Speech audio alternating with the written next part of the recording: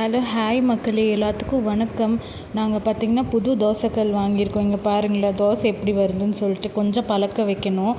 அதுக்கப்புறமா ஈவினிங் பாவ் பாஜி, அதுக்கப்புறமா இந்த சுண்டல் இதெல்லாம் பண்ணேன். பாவ் பாஜிக்குள்ளே உருளைக்கிழங்கு ஸ்டஃபிங் மாதிரி வச்சுட்டு சாப்பிட்டா சூப்பராக இருக்கும். அதுக்கப்புறம் என்ன லஞ்சுன்னு பார்ப்போமா. சாப்பாடு, அதுக்கப்புறமா ரசம், அதுக்கப்புறமா பார்த்திங்கன்னா வெண்டைக்காய் குழம்பு தான் அம்மா வச்சுருந்தாங்க.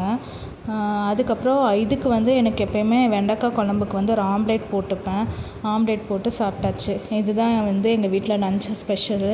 தயிரும் இருந்துச்சு, தயிர் ஊற்றிக்கல நான். ஸோ அதனால் இது மட்டும் சாப்பாடு, சாம்பார் மட்டும், குழம்பு மட்டும் ஊற்றி சாப்பிட்டுட்டேன் மக்களே. அதுக்கப்புறமா இந்த மரவள்ளி கிழங்கு சொன்னேன் இல்லையா, இது சிப்ஸ் மாதிரி போட்டு நம்ம சாப்பிட்டுக்கலாம். வேக வச்சு தோலெல்லாம் உரித்து இந்த மாதிரி கட் பண்ணி போட்டோன்னா அது அப்படியே இருக்கும் மக்களே. சூப்பராக இருக்கும் சாப்பிட்றதுக்கு. நான் ஆல்ரெடி இந்த மழை டைம், வெயில் டைம் தானே, ஆக்சுவலி இப்போ வெயில் டைம் தான். எங்கள் ஏரியாலலாம் மழை வந்துகிட்டே இருக்குது. ஸோ அதனால் வெளியில் வைக்க முடியாதனால உள்ளேயே போட்டு வச்சிட்டோம். இது நல்லா ஒரு 4 நாள் காய வச்சு எடுத்துடணும்.